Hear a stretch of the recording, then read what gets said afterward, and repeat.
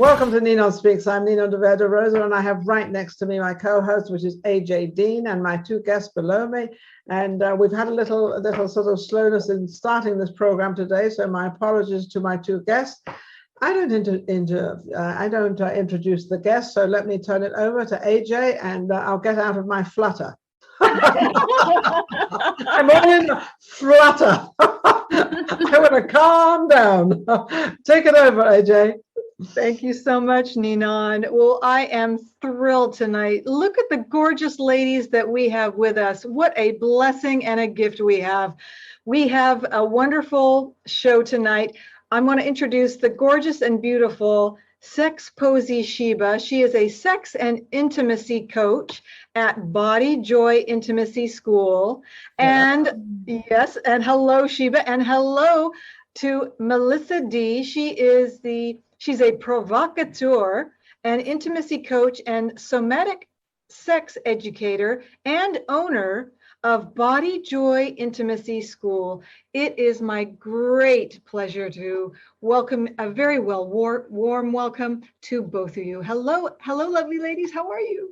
Hi. Thank you so much, AJ, for having me. This is amazing to have both of you. I'm truly don't quite know where to start, since this is going to be kind of a sex program. Sex sells, Ninon. Sex, oh yeah, are you kidding? It's never going to stop selling, and it's always going to be there, that's for sure. Let's go over to Shelby. Shelby, you're looking absolutely lovely. What brought you into the business you're in? Because you look very happy that you're in it. Oh, yes. I am Posi Sheba, so that's short for sex positive. I'm a sex educator and a sex and intimacy coach. I'm a practitioner of Melissa D's school, BodyJoy Intimacy School, and I lead amazing workshops around sex exploration and body positivity, and work with women on connecting with their bodies and just being more empowered. You know, it's funny what you do. Obviously, I'm from Europe. And when you talk about your body and sex and romance, it's totally different in Europe than it is in America. Oh, tell us. Yeah, maybe I'll be teaching it soon. What is it like there? Well, the whole thing is totally different. It's more romantic at the beginning. They don't feel ashamed of their bodies. A majority of them don't. They're not so outgoing regarding the sex part of a relationship at the beginning. Most women honor their bodies before they dive into having this sex. America is buy you dinner and squeeze it out of you.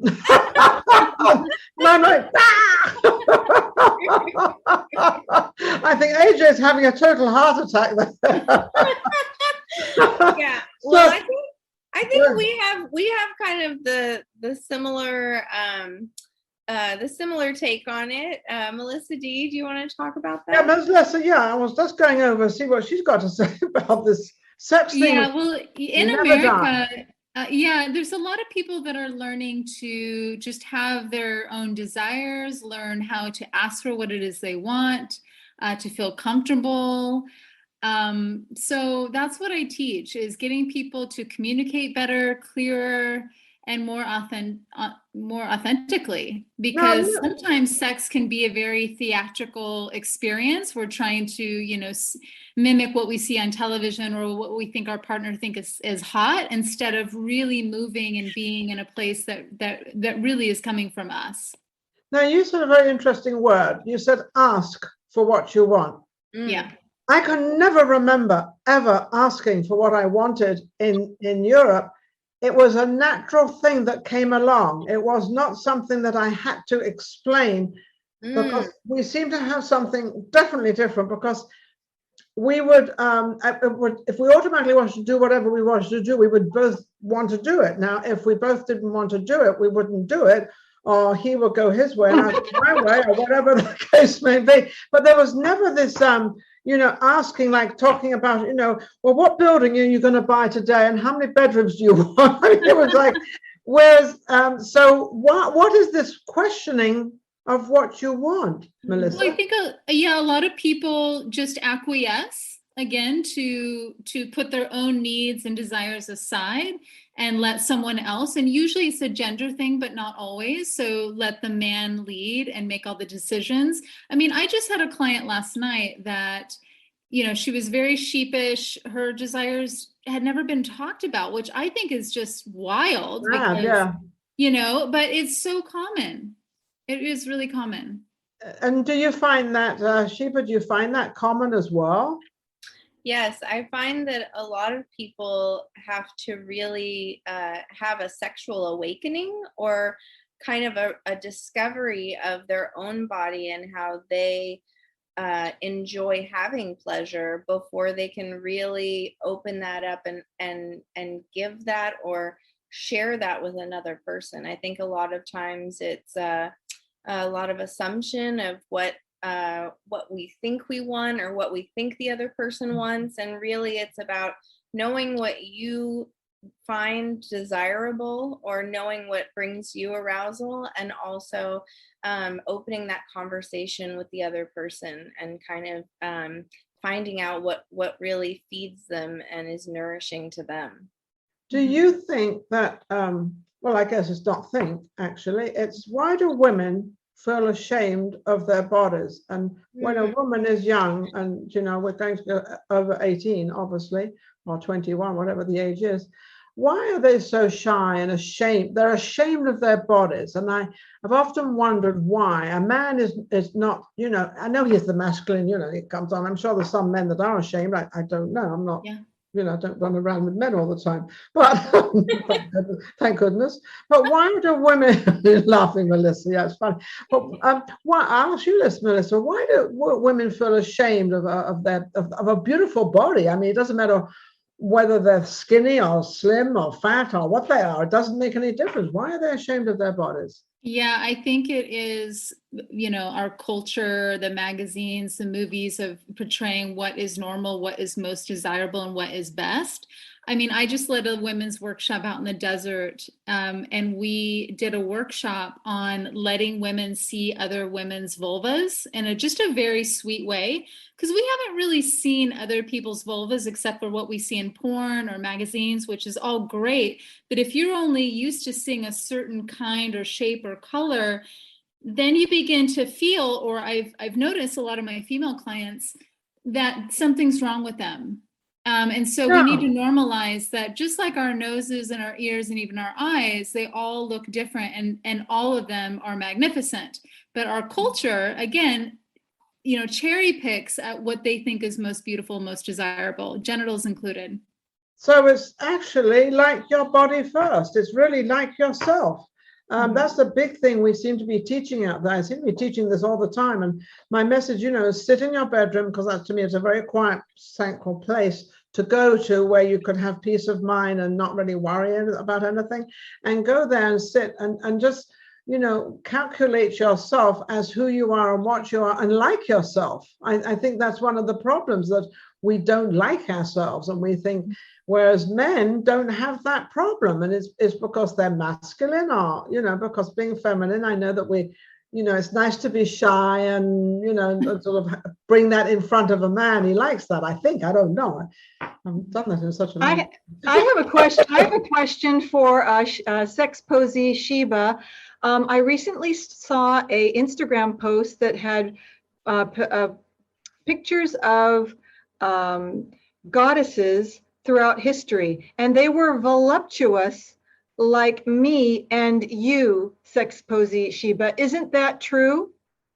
Yes, it's very true. I think that history can show you that women have been adored and worshipped in all shapes and sizes, including voluptuous sizes. And it's mainstream media that portrays this aspirational skinny figure, but really I find that a lot of people really love voluptuous women and curves, and there's been kind of a a resurgence, like the Dove campaign was a good example of embracing women of all shapes and sizes. And I consider myself a body positive activist. I'm a pinup model and a burlesque performer. And, it's a part of my mission statement to, show by example, leading by example of like loving my body in the way that it is right now. And I find that, working with clients, even men have some, issues with their body. And I think what's beautiful about the work that me and Melissa do is people get to be invited to come into their body. And I think that that's something that's really not normal for a lot of people, or it's not, it's not something that they go to right away, but just coming into the body. For me, I had a lot of awakening through dance and through yoga, just doing something that was like coming into my body. And I think that as a sex coach, that's what we're doing, is we're inviting people to come back into their body and really have like a positive relationship with it so that they can open up in new and exciting ways. Thank you so much. I love that. I'm sorry, go ahead, Ninon. Just say, Melissa, what's your take on it, on AG's question? On men, I was kind of following the thread. There was a couple of things that stuck out to me is I mostly see women that have a lot of like body dysmorphia and feeling really embarrassed and ashamed of their genitals, their hips, their ass, their legs, all the things. But there are many men that feel very inadequate, or they're not masculine enough, or they don't have the pecs that they see in the magazines, or whatever. I worked with so many men that feel a lot of shame around their bodies. And so they too need to learn how to be confident in themselves and look inward and be who they are. And it sometimes is a journey. That's a very good point, because I think if women understood that, we always feel that the woman, she can't get a date, well, we forget that also a man can't get a date. And then we feel that we're ashamed of our bodies, and men are not ashamed of their bodies. They are ashamed. And you're absolutely right, Melissa. They actually we all have the same problem. And it's like just getting over that hump when you start dating and you start getting used to each other and you start feeling a little bit more comfortable. I'm going to switch over now to chemistry. I am fascinated with chemistry. I think this is the most amazing thing. I just met somebody, I'm not going to go into detail, but the chemistry, and if I could bottle chemistry, I'd be a multimillionaire, but obviously I can't. I'm trying. I'm trying to see if I can. But so what, Melissa, what is chemistry? How would you describe it? I mean, there's no words. I mean, you can't fake the funk. It's there or it's not. Yep. I know some people that say it's all about pheromones, but I tell you, I can look in someone's direction without smelling their body and getting a sense of their voice, because those are the things that turn me on. It's like the way someone carries themselves and their sound, their scent, and so there's so many things. But when I look at someone, I know within a couple seconds if there's chemistry or not. And sometimes that could, move up the scale the more time I spent with them, and sometimes it moves down. Maybe their personality isn't really a fit, or maybe there's something else. But chemistry is either there or isn't. I gotta say. You're right, absolutely, because you can look at somebody, as you said, across the room. You can look at that person, and you can go, wow, and you get that sort of shivery thing goes through your body, and you're thinking to yourself, is the same thing happening to him or her? And so you look at it and you think, what's going on here? And then, you slowly drift towards each other because it's like a magnet. Mm-hmm. Is that right, Sheba? Is it like a magnet? Yeah, definitely. I think you can't help it. It's all about body language and confidence, and like that kind of attraction that you have, and kind of leaning into what it is that is intriguing about another person. What was the quote that I heard, that if you want to know who I like, it's who I'm not talking to in the room? I don't know who said that, but I think that's hilarious, because I can catch myself going, oh my God, because I'll feel it, and I'm like, wait a second, if I want something, I'm going to go after it. So I have to be like the pursuer. Absolutely. So, Sheba, do you have more women customers or men customers finding out who they are about sex? Actually, I have both. I work with men, I work with women, I work with couples. And so I have a lot of, everyone has, something that they're bringing to the table. Everybody has the issues that they want to work with, just like therapy and things that they want to get better at. A lot of people, are dating. A lot of people are looking for relationships. Yes. Like it's not just sex that clients come to. Some are just like learning how to have a new relationship with themselves and love themselves. And so doing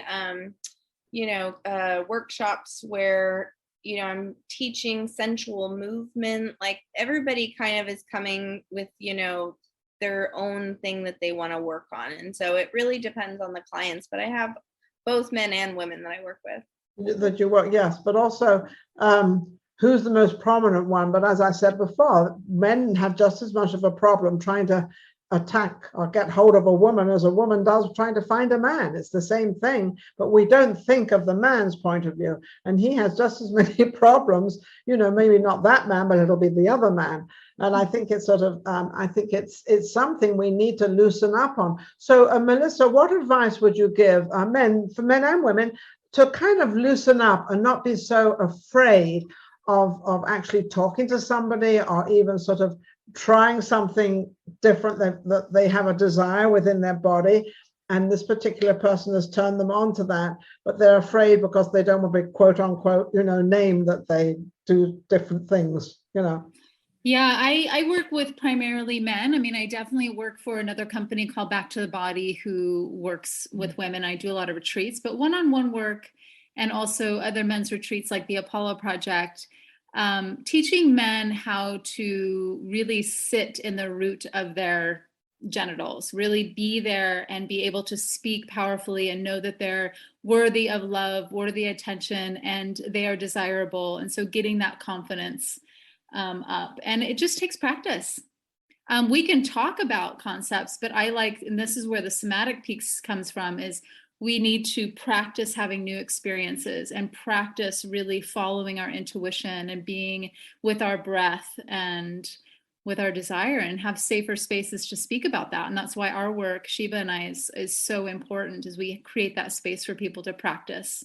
I think it's very, very extremely important, this sex thing, because everybody in the entire world has sex one way or another. I don't care which way you look at it, and it's not going out the window anywhere. It's like music. Music is here to stay. We have music. Yeah. It's never going to leave. Sex is never going to leave. It's two people coming together, whichever sex they are, whatever they choose. Doesn't two really... or five, I'm sorry?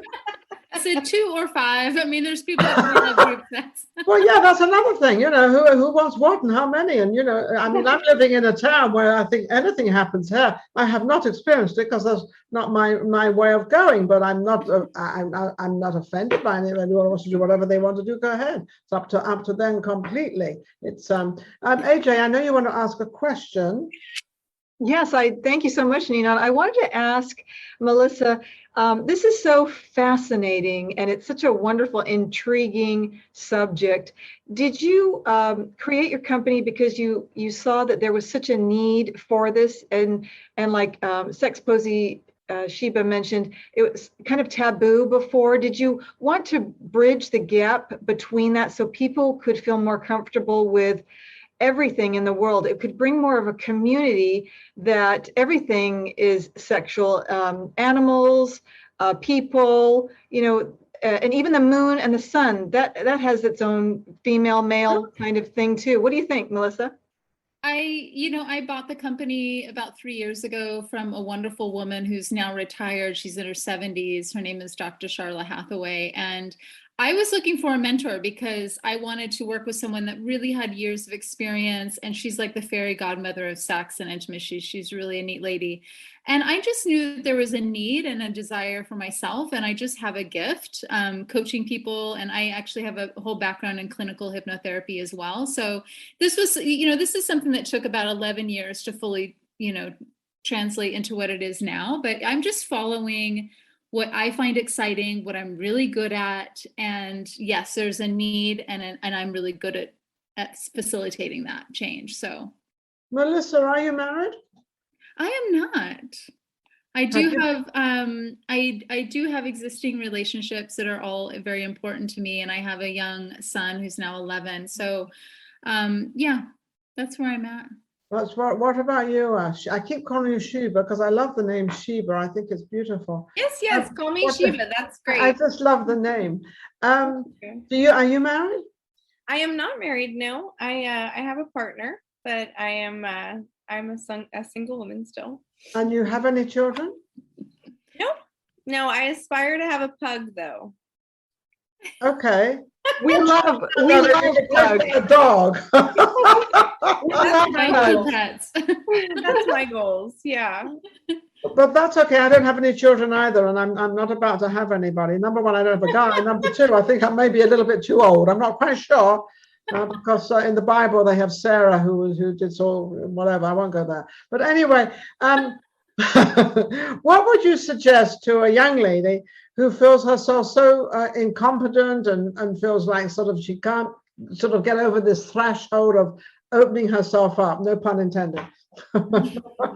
You know what I recommend for most people just starting out is become a good receiver. So if that means you hire a professional or you get some guidance so your partner can help you with this, but receiving erotic body work so that there's no obligation to take care of the other person is a beautiful way to start kind of melting and getting into your body and practicing just the art of receiving and being able to move in your body and move the pleasure around and make it, beyond just the genitals, but really make it to where it's a full body. The top to bottom. Yes, everything. So in other words, lose yourself in your passion that you are, entering into a passion with whomever, and enjoy it. Don't worry about it's only going to be this area or it's only going to be that area. Right. That's why erotic massages. Pleasure is a teacher, and most people that I work with have a very interesting relationship to pleasure, and so that's where we start. We start like, what are your thoughts about it? Are there places in your body that feel uncomfortable? And so body work in a low pressure, beautiful environment really can help a lot of that. And it's fun. Yeah. What do you think, Sheba? Is that try and lose yourself in the situation you're in? Just let go of everything. Yes. And I teach a workshop called Being of Service, and it's about body worship. And so I like to teach people how to just come into approaching their partner's bodies and coming from a place of worship and really taking their time and just like loving and adoring their body. And that's something that I like to do with my partner. It's something that I like, to be given to me. And I think it's also a really good tool and resource, especially for people in relationships. I've worked with couples and used that as like a tool to kind of help them to connect with each other. And sensual massage, like Melissa said, is just a really amazing resource to kind of get into, that sensual place and touching your partner and in kind of a way that's coming. And not being worried. I mean, however they are, whatever they look like. Now, this is one thing that I don't know if I should, I will ask this. Who should start the relationship? You've been out on a date, you've had a lovely time, and kind of it's your first date, and the woman's feeling like, I like this guy, and he's kind of likes you too. And so he invites you back to his place or go to her place, whatever the situation is. Who should start sort of the relationship, or should it be a compatible thing together? When you say relationship, do you mean like sexual activity or making? I don't know, wherever it will go. Who would start the kissing first? Who would start holding hands first? Who would start the actual sort of, maybe we count this as a first date. How would a woman react? Does she feel ashamed or bad if she goes and takes his hand or she gives him a kiss on the cheek? Because I know that women can do that and get away with it because the man loves it anyway. With each person that I meet, when I look over my whole life of relationships, whether they're one night stands, which I'm terrible at, by the way, or if they're things that are longer or, flirtations, there's attunement and there's energy that's different with each person. And so I may lean into someone and go, maybe I do feel like reaching out and making the first move, whether it's like moving my hand up their leg or asking, may I kiss you in a very sexy way? Because I like to ask permission if I'm not getting clear yeses. And it can also be really sexy and fun. And I've also been really approached with strong energy from the masculine, and that can be really hot too, as long as that's what I'm wanting. So I think it just depends. I like someone that can read the room instead of just assuming and being impulsive in their movements and stuff. I don't know if that answers the question. I have to interrupt. I'm sorry, you have to wrap it up. Just one more thing. You have to just say something. I asked the man if I could kiss him. I've never asked a man if I can kiss him. I just try it once, like lean in and say, I just kiss you right now. Get it. You would die. That's amazing. Sheba, how can people reach you to get hold of you and to straighten their lives out in their sexual habits? Yes, you can find me. I have a website, shebaqueenofthenight.com. You can also email me at sheba@bodyjoy.org, and you can follow me on my social media, Facebook at ShebaQOTN, and Instagram is at Posi Sheba. Wonderful. And what about you, Melissa?